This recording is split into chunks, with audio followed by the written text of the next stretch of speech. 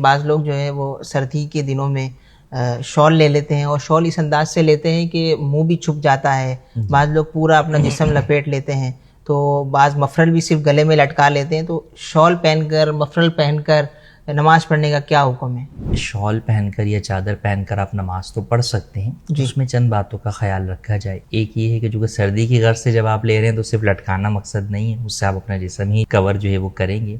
तो मफलर या कोई भी चादर जो है वो अगर आपके इस तरह गले में पड़ी हुई है कि उसके दोनों पल्लू जो है वो लटक रहे हैं दोनों तरफ से, चाहे दोनों आगे लटक रहे हैं या एक आगे लटक रहा है और एक पीछे लटका हुआ है, और वो गले के गिर्द घूमी हुई नहीं है, गले के गिर्द जो है वो उसका घेरा नहीं बना हुआ, तो इस हालत में कपड़ा इस तरह लटका कर नमाज पढ़ना ये सदल कहलाता है, और इससे हदीस पाक में मना किया गया। तो इस तरह नमाज पढ़ना मकरूह तहरीमी है। कई दफ़ा ऐसा होता है कि इस तरह सर्दी के अंदर किया तो नहीं है, किया तो यूं है कि चादर जो है वो यहाँ पे डाल ली, लेकिन जब आप रुकू में गए तो अब वो चादर जो है वो दोनों तरफ जो है वो नीचे जो है वो आगे, अब दोनों तरफ लटक रही है वो, तो अब वो सदल वाली सूरत हो जाएगी। तो इसलिए आपको इस बात का ख्याल रखना चाहिए कि आप उस चादर को अच्छी तरह जो है वो लपेट कर किसी जगह पर जो है वो उसको घुरस लें, ताकि वो नमाज के अंदर इस तरह जो है वो दोनों तरफ लटकने वाली सूरत ना पाई जाए। जहाँ तक जो है वो चेहरा छुपाने का है, तो मुकम्मल जो है वो चेहरा छुपा देना या नाक और कान मुंह जो है वो छुपा देना, तो ये भी तलस्सुम जो है वो कहलाता है। तो इसकी भी जो है वो इजाज़त